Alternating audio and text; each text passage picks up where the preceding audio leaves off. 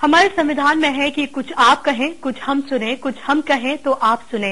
एक दूसरे को कहते सुनते भी मुल्क की तरक्की हो सकती है, लेकिन सब कुछ होकर भी कोई एक मुल्क की तस्वीर और तकदीर नहीं हो सकता। इंदु, दिस इज डेमोक्रेसी, यही तो कहा था लोकनायक जयप्रकाश नारायण ने।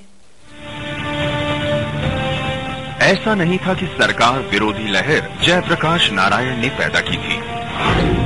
दरअसल सरकार की नीतियों से देश का युवा नाराज था। लंबे समय से चला आ रहा कांग्रेस का शासन अघोषित तानाशाही में बदल चुका था। और जिन लोगों ने कान भरा उन लोगों ने तो यहाँ तक कहा था ना, Indira is India, India is Indira, इसलिए मानो बहुत बड़ी मसीहा है।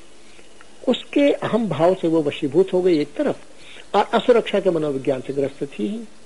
इसलिए मिला जुलाकर उनको लगा कि अब तो जिस डंडे से वो चाहे देश को हाँक सकती। अलग अलग झंडों और पार्टियों में बटे देश के युवा वर्ग को उनकी ताकत जेपी ने याद दिलाई। तो जयप्रकाश जी ने शर्त रखे थे आंदोलन के ऊपर कि आपको पॉलिटिकल बैनर अपना छोड़ देना पड़ेगा, नॉन पॉलिटिकल अगर आप होकर के आइएगा, क्योंकि पॉलिटिकल तो देख चुके बहुत, पॉलिटिक्स में तो देख लिया कि हिंदुस्तान का कुछ हुआ नहीं। तो इन सब जब लड़कों ने उनको उसमें सीपीआई के लोग थे, सीपीएम के लोग थे, सोशलिस्ट पार्टी के लोग थे, विद्यार्थी परिषद थे, आरएसएस था, जो पटना यूनिवर्सिटी में जो नौजवानों का सारे ग्रुप है अपना आइडेंटिटी छोड़ करके हम आएंगे। तब जयप्रकाश जी ने कहा कि ठीक है, अब आपको हम अपनी सलाह और लीडरशिप देंगे। संपूर्ण क्रांति का नारा देकर जयप्रकाश ने युवाओं के आंदोलन को नई दिशा दी। ये आंदोलन चलता रहा। यहाँ हर हफ्ते जो है वो एक हफ्ता मनाया जाता था, जैसे जनता सरकार का हुआ, एक हफ्ता मनाया गया कि नो टैक्स कैंपेन, एक हफ्ता हुआ कि साहब हमको अपनी प्रतिनिधि को वापस लेने का अधिकार मिलना चाहिए। जेपी की अगुवाई में देश की तरुणाई ने अंगड़ाई ली और कांग्रेस की जमी जमाई सत्ता डोल गई। ऐसे में खुद को बचाने के लिए देश पर आपातकाल थोपना सिर्फ और सिर्फ इंदिरा गांधी की जिद का नतीजा था। कांग्रेसियों को लगा कि विपक्ष के तेवर सरकार के खिलाफ साजिश है। इंदिरा को लगा अदालत का फैसला उनके खिलाफ साजिश है। विपक्ष को लगा इंदिरा की नीतियां देश के खिलाफ साजिश है। 25 और 26 जून 1975 की रात देश पर इमरजेंसी थोप दी गई। इससे ठीक पहले इंदिरा ने किसी को भरोसे में नहीं लिया। 22 जून से ही इंदिरा जी ने मन बना लिया कि अब हम आपातकाल लगाएंगे। 25 जून 1975 देश में आपातकाल लागू किया। उसके लिए संसद की स्वीकृति पहले तो ली ही नहीं गई। कैबिनेट की मीटिंग में भी विशेष इसका उल्लेख नहीं हुआ। सब लोगों ने जी हुजूरी ही की। इंदिरा गांधी ने इमरजेंसी लगाने से पहले भारतीय संविधान को ताक पर रख दिया। कैबिनेट उनके फैसले से अनजान थी।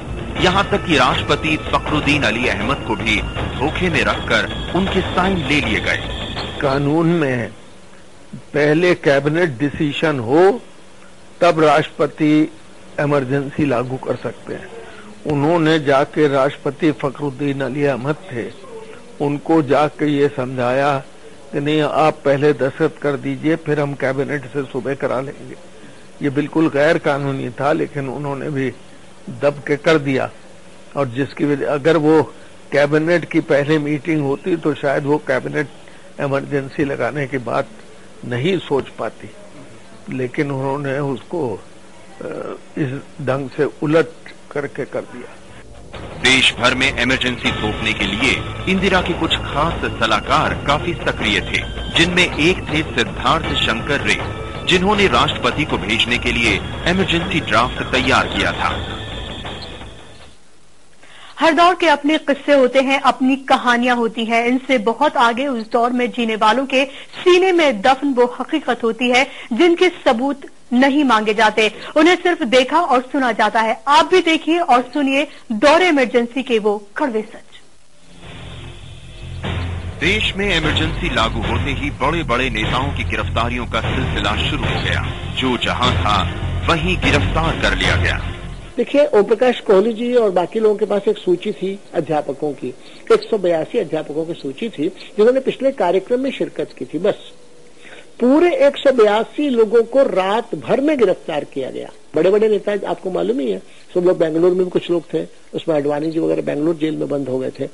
सिर्फ शक भर से किसी भी आम खास को गिरफ्तार किया जाने लगा।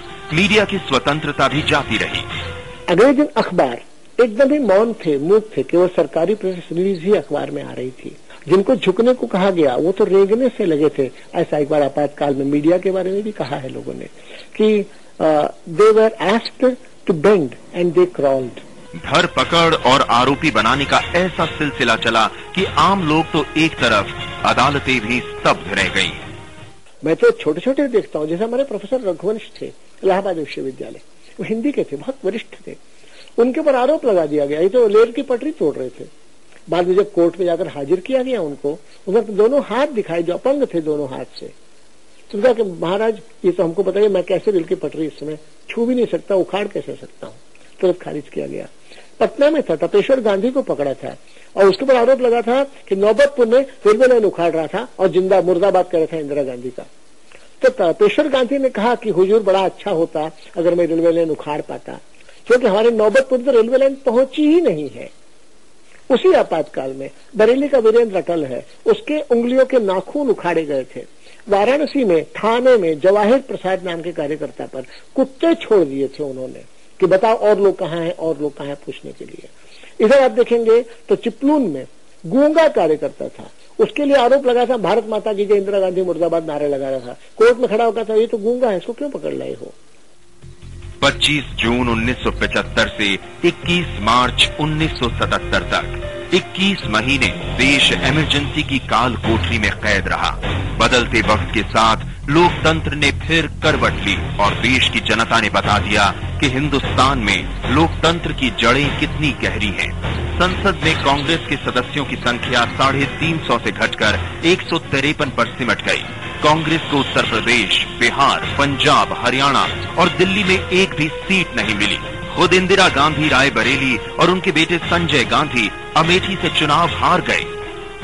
जनता पार्टी की अगुवाई में बनी नई सरकार ने आपातकाल के दौरान लिए गए फैसलों की जांच के लिए शाह आयोग गठित कर दिया।